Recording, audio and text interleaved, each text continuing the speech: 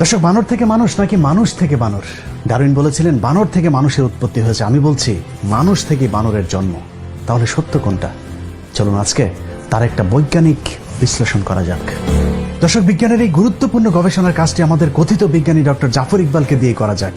জাফর ইকবালের দাদার দাদা ছিলেন তেলাপোকা, তার দাদা ছিলেন ছাড়পোকা, তারও দাদা ছিলেন উই পোকা, তার দাদা ছিলেন হাতি, পাতি শিয়াল ছিলেন তার দাদা। জাফর ইকবালের আপন দাদা ছিলেন হনুমান আধা বানর ছিলেন জাফরের বাবা।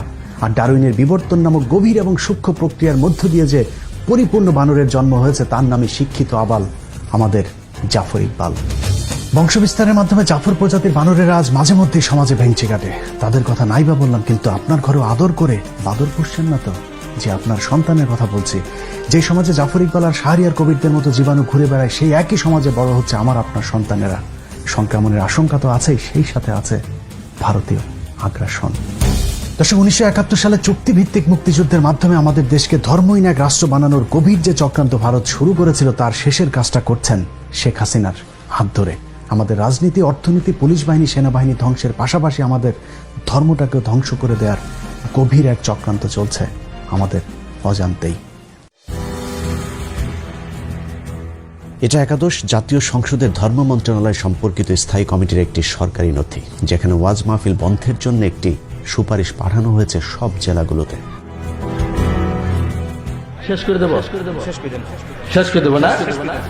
সব জেলাতেই সুপারিশ পালিত না হলেও যেসব জেলাতে উগ্রপন্থী ভারতীয় দালালেরা প্রশাসনে আছেন, সেখানে ঠিকই বাস্তবায়িত হয়েছে।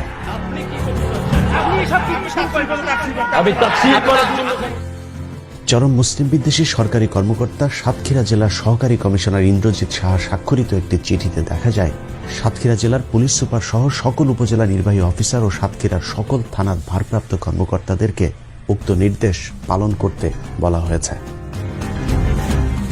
তাহাজ্জুদি প্রধানমন্ত্রীর দেশের ধর্ম মন্ত্রণালয়ের এমন সিদ্ধান্তের অজুহাত হিসেবে শব্দ দূষণকে দাঁড় করানো হলেও চিঠিতে সুনির্দিষ্টভাবে শুধুমাত্র ওয়াজ মাহফিলে মাইক বাজানোর ব্যাপারে আপত্তি তোলা হয়েছে।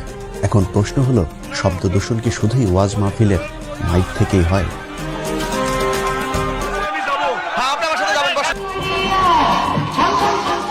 15 আগস্টে বিশিষ্ট মুক্তিযোদ্ধা ও সেনাবাহিনীর সম্মিলিত বিদ্রোহে নিহত শেখ মুজিবের পরিবারের সদস্যদের জন্য দোয়া ও মোনাজাত চলছে।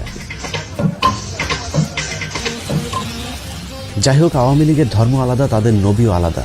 যৌক্তিক কারণে তাদের মোনাজাতের ধরন আলাদা হবে, সেটাই স্বাভাবিক।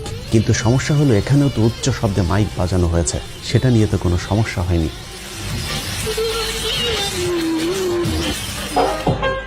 সারা রাত শেখ মুজিবের ভাষণের ফাঁকে ফাঁকে হিন্দি গান চলেছে, সেটা তো সমস্যা হয়নি।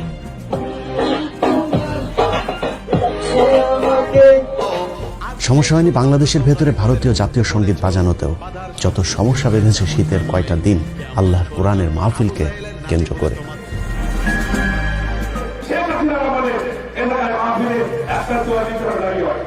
সরকার এরই মধ্যে বেশ কিছু জনপ্রিয় আলেমকে কালো তালিকাভুক্ত করেছে। যে কজন ময়দানে আছে তাদের উপরেও মাঝে মধ্যেই ঘটছে হামলার ঘটনা।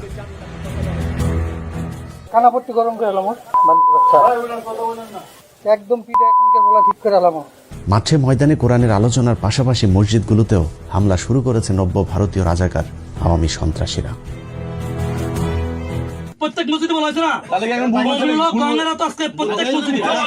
জুমার খুতবাকেও আওয়ামী লীগ নিজেদের প্রতিপক্ষ হিসেবে দাঁড় করিয়েছে। আলেমদের বয়ানে মূর্তির বিরুদ্ধে কথা বলার কারণে দেশের বিভিন্ন স্থানে মসজিদে হামলাও করেছে শেখ মুজিবের আদর্শের সন্তানেরা। চাঁদপুরের অনুসন্ধান টিভি নামে একটি ইউটিউব চ্যানেলের অনুসন্ধানে বলা হয়, স্থানীয় আওয়ামী লীগ নেতা তার ক্যাডারদের দিয়ে মসজিদে আগুন দিয়ে মসজিদের অবকাঠামো সহ পবিত্র কোরআন পুড়িয়েছে। মসজিদ কিংবা ঘরের বাইর কোথাও আজ নিরাপদ নেই বাংলার মুসলমানেরা।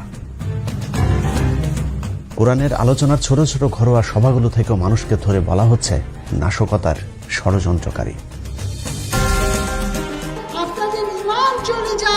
মাদ্রাসায় বিক্ষিপ্ত কিছু ঘটনাকে পুঁজি করে মাদ্রাসা শিক্ষা ব্যবস্থা বন্ধের গভীর এক চক্রান্ত শুরু করেছে আওয়ামী ধর্মবিদ্বেষীরা।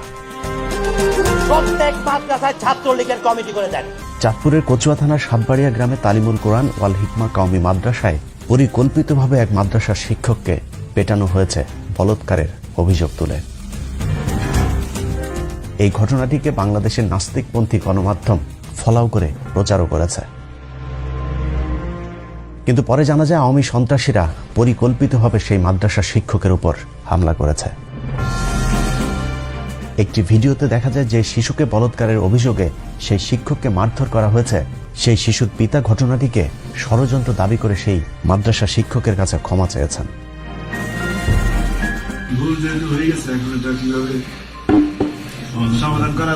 এসব সাজানো নাটককে গণমাধ্যম ফলাও করে প্রচার করলেও ঘটনার ভেতরের ঘটনা যখন ফাঁস হয় তখন গণমাধ্যম চুপ থাকে। এভাবে আয়ামে জাহিলিয়াতের চাইতে ভয়ঙ্কর হয়ে উঠেছে গত 1 বছরের আওয়ামী জাহিলিয়াতের যুগ। দর্শক, এসব তো আমাদের চোখের সামনেই ঘটছে, এর বাইরেও এমন অনেক কিছুই ঘটছে যার কোনো কিছুই আমরা জানি না। না জানার কারণে অজানা এক অন্ধকারের দিকে ধাবিত হচ্ছে আমরা, আমাদের দেশ, ধর্ম, সেই সাথে আমাদের ভবিষ্যৎ প্রজন্ম।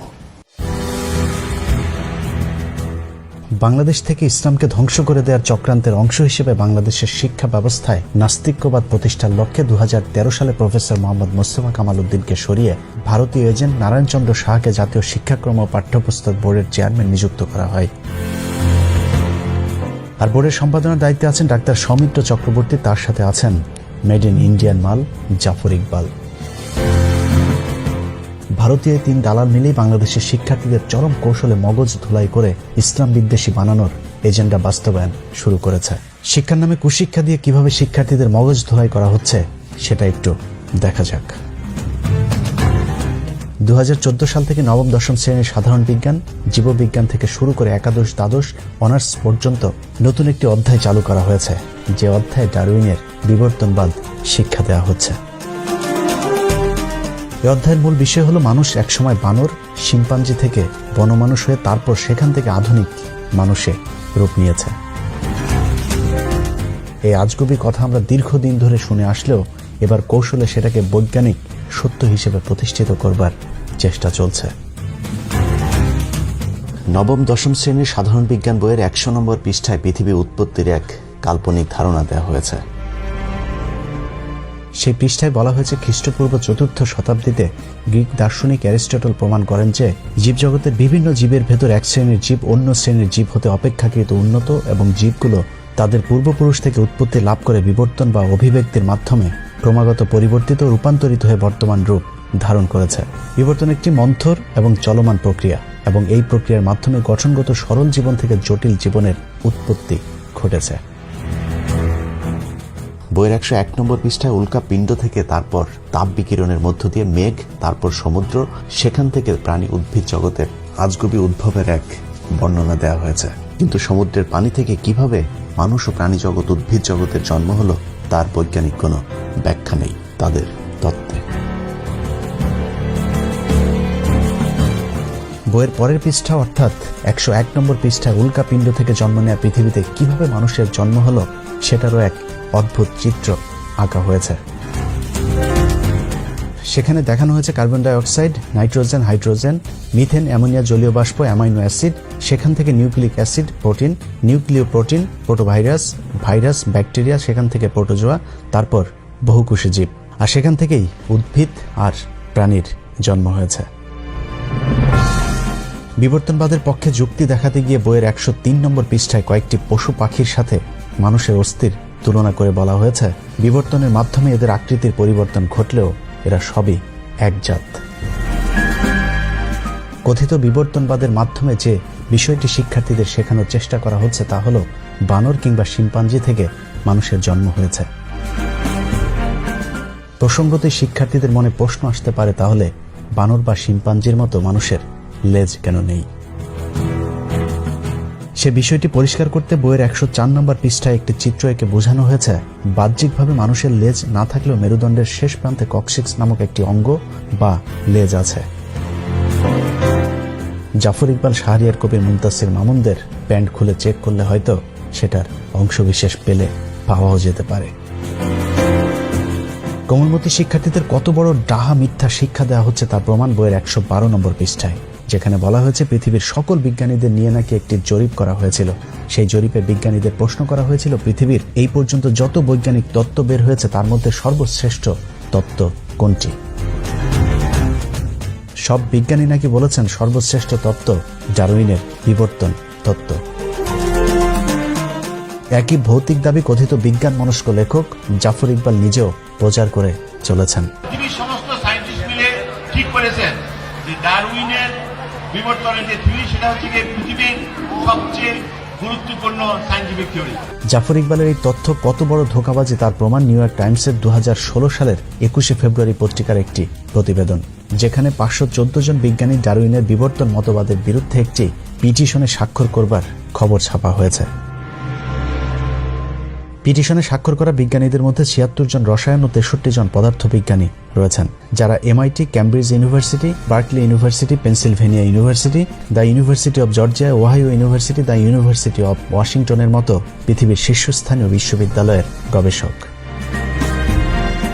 একাদশ দ্বাদশ শ্রেণী জীববিজ্ঞান বইয়ের সবচেয়ে ডাহা মিথ্যা তথ্যটি 278 নম্বর পৃষ্ঠায়, যেখানে বলা হয়েছে বিবর্তন যে শুধু প্রাকৃতির কোলেই ঘটে তা নয়, গবেষণাগারে পরীক্ষামূলকভাবে নাকি বিবর্তন ঘটানো সম্ভব হয়েছে। আর এটিকেই তারা বলছে বিবর্তনের বাস্তবতার প্রমাণ। বিবর্তনের বিপক্ষে এখন পর্যন্ত কোনো বৈজ্ঞানিক প্রমাণ খুঁজে পাওয়া যায়নি। জীবজগৎ সম্পর্কে আমাদের জ্ঞান যতই সমৃদ্ধ হচ্ছে, বিবর্তনকে অস্বীকার করা ততই অসম্ভব নাকি হয়ে পড়ছে। অথচ বাংলাদেশের পাঠ্যপুস্তকের দাবি অনুযায়ী পৃথিবীর কোনো বিজ্ঞানী আজ পর্যন্ত তাদের গবেষণাগারে বানর থেকে মানুষ রূপান্তর তো দূরের কথা, বানর থেকে একটি ক্ষুদ্র পিঁপড়াও তৈরি করে দেখাতে পারেনি। তবে বিজ্ঞানীরা মাইক্রো এভলিউশন প্রমাণ করতে পেরেছেন, যেমন ছোট গরুর জাত থেকে বড় গরুর জাতে রূপান্তর কিংবা বড় আম গাছকে ছোট গাছে রূপান্তর। কিন্তু ছোট গরু থেকে বড় ছাগল কিংবা বড় ছাগল থেকে বড় ঘোড়ার রূপান্তরের চিন্তাও এখন পর্যন্ত বিজ্ঞানীরা করতে পারেনি। অথচ বাংলাদেশের কথিত বিজ্ঞানী ডক্টর জাফর ইকবালরা সেই মাইক্রো এভলিউশন বা বিবর্তনকে ম্যাক্রো এভলিউশন হিসাবে পাঠ্য বইয়ে শিক্ষার্থীদের পড়াচ্ছে। এত কিছুর পরেও যদি কিন্তু সম্ভবত হতেও পারে ধারণা করা হয়, এরকম হাস্যকর অনেক কৌতুকে ভরপুর বর্তমান মাধ্যমিক, উচ্চ মাধ্যমিকের বিজ্ঞান শিক্ষার বইগুলো, যা বিজ্ঞানের সাথে পুরোপুরি সাংঘর্ষিক।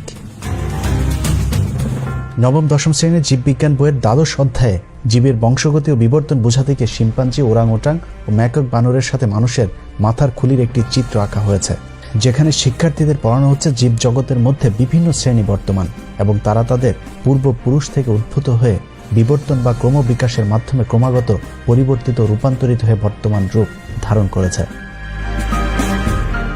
তার মানে কুকুর বানরের মতো মানুষও কোনো একটা প্রাণী থেকে জন্ম নিয়ে আজকের এই রূপ ধারণ করেছে। জীববিজ্ঞান বইয়ের 272 নম্বর পৃষ্ঠায় একটি চিত্র এঁকে দেখানোর চেষ্টা করা হয়েছে কিভাবে হাঁস, পাখি, মাছ, গাছের মতো একইভাবে ব্যাকটেরিয়া থেকে মানুষের উৎপত্তি হয়েছে। একাদশ দ্বাদশ শ্রেণীর জীববিজ্ঞান দ্বিতীয় পত্রের 471 নম্বর পৃষ্ঠায় জিন তত্ত্ব বিবর্তন বোঝাতে গিয়ে সমবৃত্তীয় অঙ্গের একটি সংজ্ঞা দেওয়া হয়েছে, যেখানে বলা হয়েছে যেসব অঙ্গ কার্যতভাবে একই ধরনের কিন্তু উৎপত্তি ও গঠনগতভাবে পৃথক তাদেরকে সমবৃত্তীয় অঙ্গ বলে। যেমন পতঙ্গ, পাখি ও বাদুড়ের ডানা, মৌমাছি ও কাঁকড়া বিছার হাল, মাছের পাখনা ও তিমি মাছের ফ্লিপার, অক্টোপাসের চোখ ও মানুষের চোখ ইত্যাদি।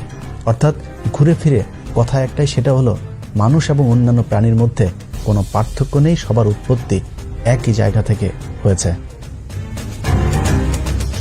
একই পৃষ্ঠায় বলা হয়েছে মানুষের দেহে 100টি নিষ্ক্রিয় অঙ্গ আছে, যেগুলো নাকি মানুষের পূর্বপুরুষদের ক্ষেত্রে সক্রিয় ছিল, এখন তা নিষ্ক্রিয় এবং বিবর্তনের সাথে সাথে কোনো এক সময় সেগুলো বিলুপ্ত হতেও পারে। অথচ আধুনিক চিকিৎসা বিজ্ঞানও আজ পর্যন্ত মানবদেহের কোনো অঙ্গকেই অপ্রয়োজনীয় মনে করার দাবি করেনি।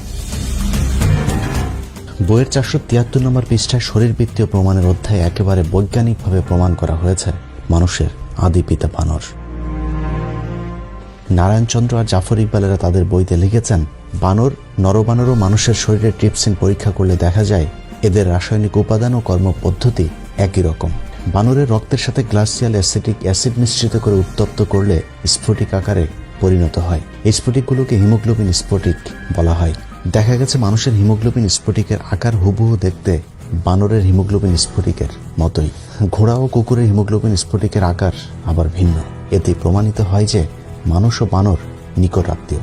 বানরের পূর্বপুরুষ থেকে ক্রমবিকাশের মাধ্যমে মানুষের সৃষ্টি হয়েছে।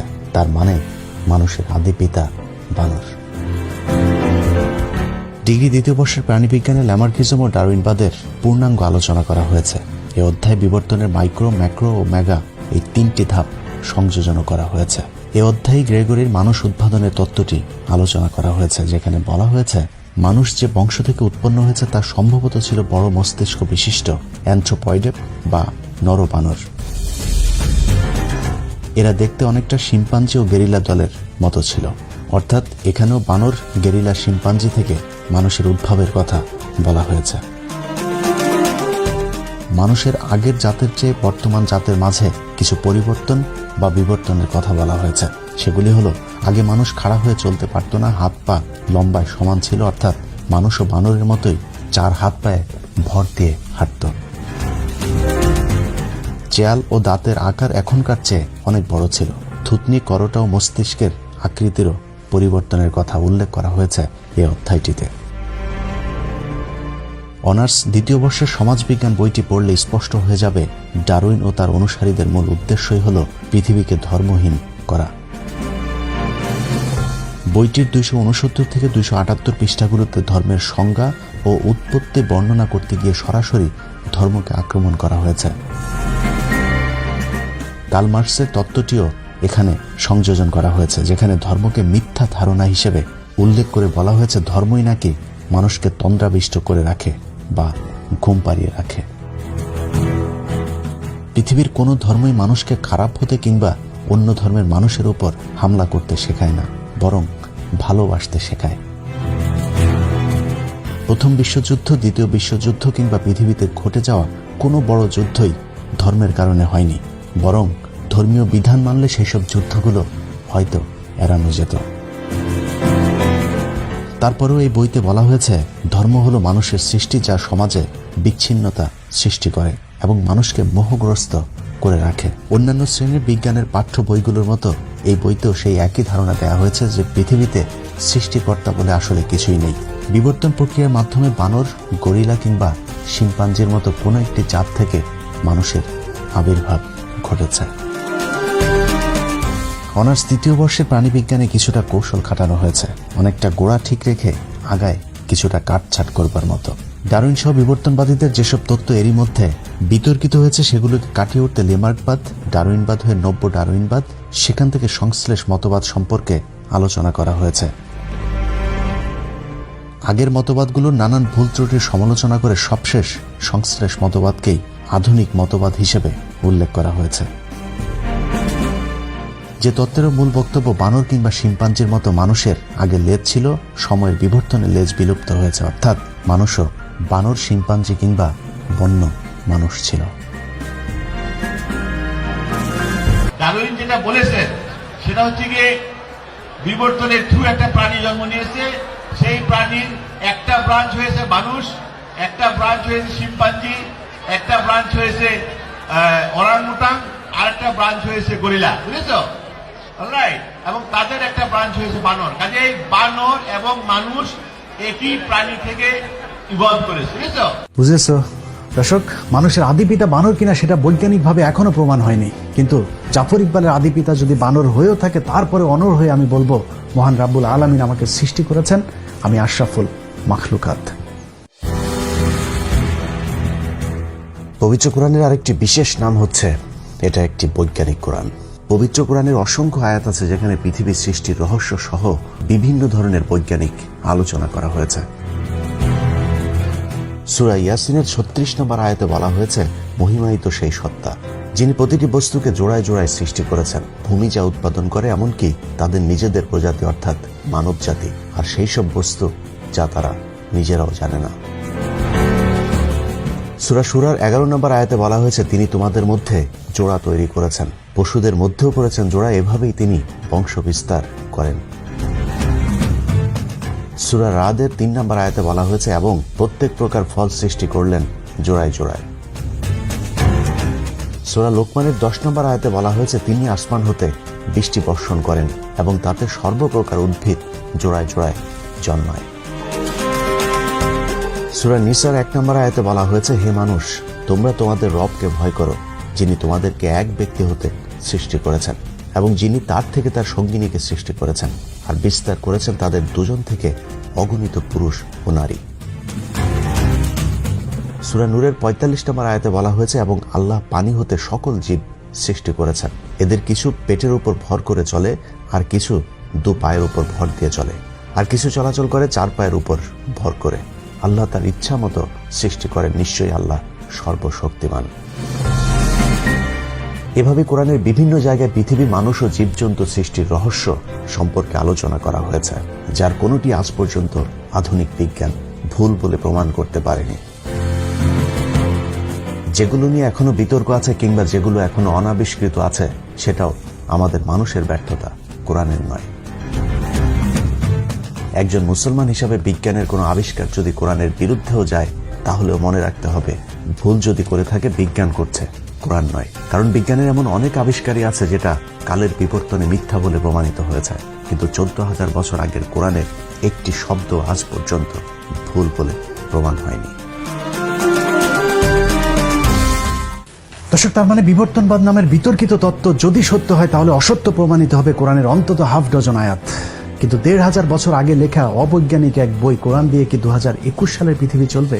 তাই চলুন কোরআন বাদ দিয়ে বিজ্ঞান নিয়ে আলোচনা করে দেখি আমাদের আধুনিক ছেলে মেয়েদেরকে অত্যাধুনিক বিজ্ঞানী জাফর ইকবালেরা বিজ্ঞান শেখানোর নামে কিভাবে অজ্ঞান করছে। নবম শ্রেণী থেকে অনার্স পর্যন্ত আমাদের দেশের জাতীয় পাঠ্যপুস্তকের এতক্ষণের আলোচনা যদি পর্যালোচনা করা হয়, তাহলে যা দাঁড়াবে তা হলো ভাইরাস থেকে ব্যাকটেরিয়া, তারপর প্রোটোজোয়া হয়ে বহুকোষী, সেখান থেকে প্রাণী জগৎ ও উদ্ভিদ জগতের জন্ম হয়েছে। বৈজ্ঞানিকভাবে কোনো ব্যাখ্যা না দিয়েই বলা হয়েছে কোনো না কোনো একভাবে প্রাণী তার প্রাণ পেয়েছে, আর সেই প্রাণীর মধ্য থেকে কোনো একটি প্রাণী থেকে বানর, শিম্পাঞ্জি, গেরিলা, ওরাংওটাং এবং মানুষ উৎপত্তি হয়েছে। মানুষেরও বানর ও শিম্পাঞ্জির মতো কোনো এক সময় লেজ ছিল। বিভিন্ন বিবর্তনের মাধ্যমে মানুষ বর্তমান লেজবিহীন রূপ পেয়েছে। আধুনিক মানুষের ঠিক আগের প্রজাতিকে ক্রোম্যাগনন এবং তার ঠিক আগের প্রজাতিকে বলা হয়েছে নিয়েন্ডারথাল প্রজাতি। নিয়েন্ডারথাল প্রজাতির মানুষের উৎপত্তি দাবি করা হয়েছে ১ লাখ বছর পূর্বে। তাদের যুক্তি হিসেবে ১৮৬৫ সালে পাওয়া ৭৫,০০০ বছর আগের পাওয়া মানুষের একটি জীবাশ্মকে তুলে ধরা হয়েছে, এবং সেটাকে নিয়েন্ডারথাল প্রজাতির মানুষের সবশেষ জীবাশ্ম হিসাবে দাবি করা হয়েছে। অর্থাৎ ৭৫,০০০ বছরের পরে নিয়েন্ডারথাল প্রজাতির মানুষের অস্তিত্ব পৃথিবীতে ছিল না। এর পরের প্রজাতি হিসাবে দাবি করা হয়েছে ক্রোম্যাগনন। তাদের বিলুপ্তির কথা বলা হয়েছে এখন থেকে ১০,০০০ বছর পূর্বে। অর্থাৎ ৭৫,০০০ বছর থেকে ১০,০০০ বছরের এর মাঝামাঝি কোনো একটা সময় আধুনিক মানুষের উৎপত্তি হয়েছে। সেটা হতে পারে ৭৫,০০০ বছর আগে, হতে পারে ১০,০০০ বছরের ঠিক আগে। তাদের সেই দাবি অনুযায়ী আধুনিক মানুষের বয়স হয়তো ৩০,০০০ বছর আগের। এবার দেখা যাক তাদের সেই যুক্তি কতটা সত্যি। ২০১৮ সালের জানুয়ারি ২৬ তারিখে ইউএস জার্নালের এক প্রবন্ধে ১,৭৪,০০০ থেকে ১,৮৮,০০০ বছরের পুরাতন মানুষের একটি জীবাশ্ম আবিষ্কারের কথা বলা হয়েছে। ২০১৭ সালের জুনের ১০ তারিখে স্টিফেন অ্যান্ডারসন তার এক প্রবন্ধে লিখেছেন, 3 lakh years old human fossil found in Morocco challenge our understanding of evolution. অর্থাৎ ৩ লাখ বছর আগে পাওয়া মানুষের দেহের ধ্বংসাবশেষ বর্তমান বিবর্তনবাদীদেরকে চ্যালেঞ্জ ছুড়ে দিয়েছে। নিউ চায়না ২০১৯ সালের জানুয়ারির ২ তারিখে একটি রিপোর্ট প্রকাশ করেছে,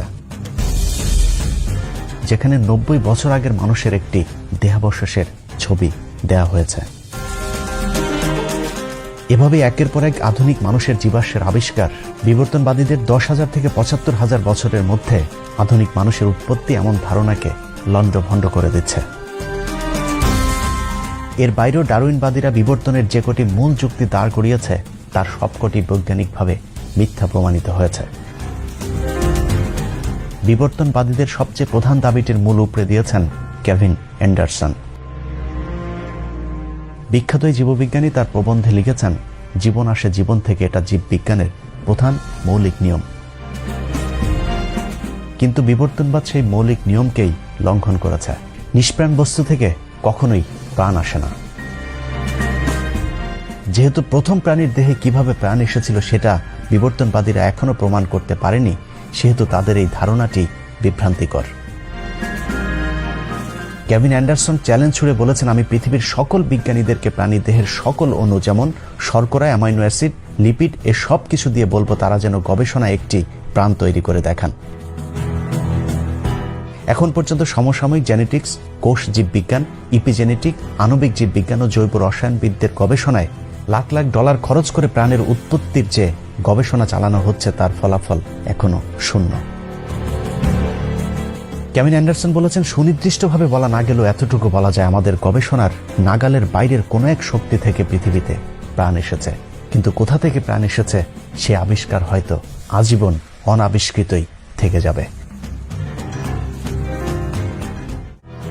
টাইমস ম্যাগাজিনের এক জরিপে দেখা গেছে মার্কিন যুক্তরাষ্ট্রের 30,000-এরও কিছু বেশি সংখ্যক কলেজ শাখার বিজ্ঞান শিক্ষক ডারউইনের এই মতবাদকে বিশ্বাস করেন না।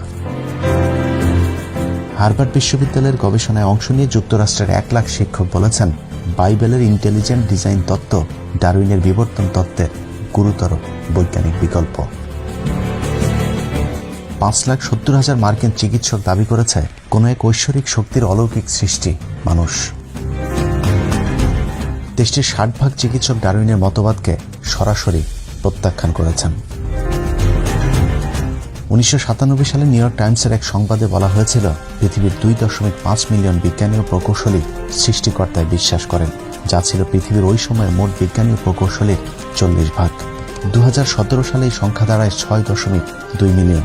তারা মনে করেন সৃষ্টিকর্তার অস্তিত্ব ও ডারউইনের মতবাদ একসাথে চলতে পারে না, অর্থাৎ সৃষ্টিকর্তায় বিশ্বাসী বিজ্ঞানীদের সংখ্যা দিনকে দিন বেড়েই চলেছে।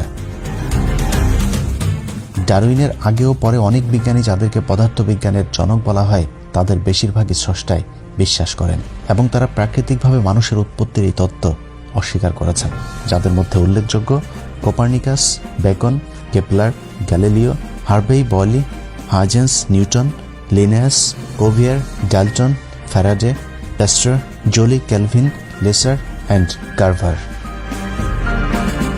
অক্সফোর্ডের জেনেটিক্স ডিপার্টমেন্টাল অব পলিশ একাডেমির বিজ্ঞানী ম্যাসিস গ্যারটিক বলেছেন, মার্ক্সবাদী ক্যাথলিক দার্শনিকেরা ডারউইনবাদকে রক্ষা করার মিশনে নেমেছে। প্ল্যান্ট জেনেটিস্ট জন স্যানফোর্ড বলেছেন, ডারউইনের বিবর্তনবাদ কোনো বিজ্ঞান নয়, এটা একটা রাজনৈতিক দর্শন। অতি সম্প্রতি অক্সফোর্ডের জীববিজ্ঞানের অধ্যাপক ডক্টর ড্যানিশ নোবেল কাটছাঁট করা নব্য ডারউইনবাদকেও অস্বীকার করেছেন। যুক্তরাষ্ট্রের ডালাসে দ্য ইনস্টিটিউট ফর ক্রিয়েশন রিসার্চের বিজ্ঞানীরা ডারউইনবাদের মতবাদকে নাস্তিক তৈরির তত্ত্ব হিসাবে আখ্যা দিয়েছেন। তাদের মতো এটি একটি রাজনৈতিক মতবাদ যা মানুষকে ধর্মহীন করে যৌনতা, সমকামিতা সহ নানা অপরাধের দিকে ধাবিত করছে। ধর্মের নানান ভালো বিধিনিষেধ আছে, কিন্তু নাস্তিকবাদের মধ্যে সমাজকে ভালো কিছুই দেয়ার নেই। কিন্তু বর্তমান পৃথিবীতে বৈজ্ঞানিকভাবে এগিয়ে থাকা প্রতিটি দেশ ডারউইনের মিথ্যাই বিবর্তনবাদকে তাদের পাঠ্য তালিকা থেকে বাদ দিয়ে দিয়েছে।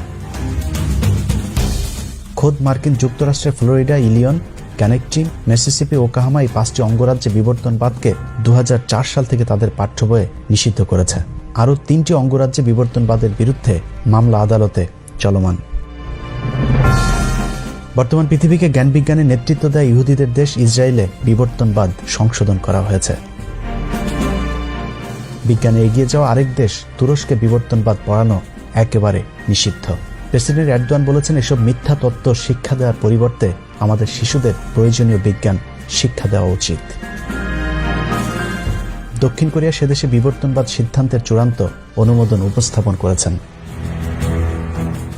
রোমানিয়া 2006 সাল থেকে রাষ্ট্রীয়ভাবে সেদেশে বিবর্তনবাদ পড়ানো নিষিদ্ধ ঘোষণা করেছে। এছাড়াও সৌদি আরবেও বিবর্তনবাদ শিক্ষা দেয়া নিষিদ্ধ। নারায়ণচন্দ্র সাহা, জাফর ইকবালদের আদি পিতার দেশ ভারতে বিবর্তনবাদ শিক্ষা বাতিলের দাবি করেছে সেদেশের বর্তমান জুনিয়র শিক্ষামন্ত্রী সত্যপাল। এনডিটিভির বরাত দিয়ে সমকাল পত্রিকা 2018 সালের 22 জানুয়ারি একটি খবর ছেপেছে। সেই খবরে প্রকৃতি বিজ্ঞানী চার্লস রবার্ট ডারউইনের বিবর্তনবাদ তত্ত্ব বৈজ্ঞানিকভাবে ভুল দাবি করেছেন সত্যপাল সিং। তাই স্কুল কলেজের টেক্সট বুক থেকে সেই সূত্রটি সরানো প্রয়োজন বলে মন্তব্য করেছেন এই প্রভাবশালী মন্ত্রী। আমাদের স্কুল কলেজের টেক্সট বুক থেকে এই সূত্রটি সরানো প্রয়োজন মন্তব্য করে তিনি আরো বলেন, আমাদের পূর্বপুরুষেরা কোথাও উল্লেখ করেননি যে তারা একটি বন্য মানুষকে মনুষ্য সন্তানের রূপান্তর হতে দেখেছে। দর্শক, বিজ্ঞানের নামে মিথ্যা তথ্য দিয়ে যে অসত্য তথ্য আমাদের শিশুদেরকে শেখানো হচ্ছে, তাদের দেখানো পথে যদি ভবিষ্যৎ প্রজন্ম চলতে থাকে তাহলে বলতেই হয় আগামী 10 বছরের মধ্যে এদেশের ধর্মের প্রতি বিশ্বাস করা মানুষ খুঁজে পাওয়া অবিশ্বাস্য হয়ে যাবে। প্রিয় দর্শক, এসব থেকে বাঁচার জন্য আমাদের সকলের সম্মিলিত প্রচেষ্টা প্রয়োজন। আমি আমার জায়গা থেকে বিবর্তনবাদের মাধ্যমে কিভাবে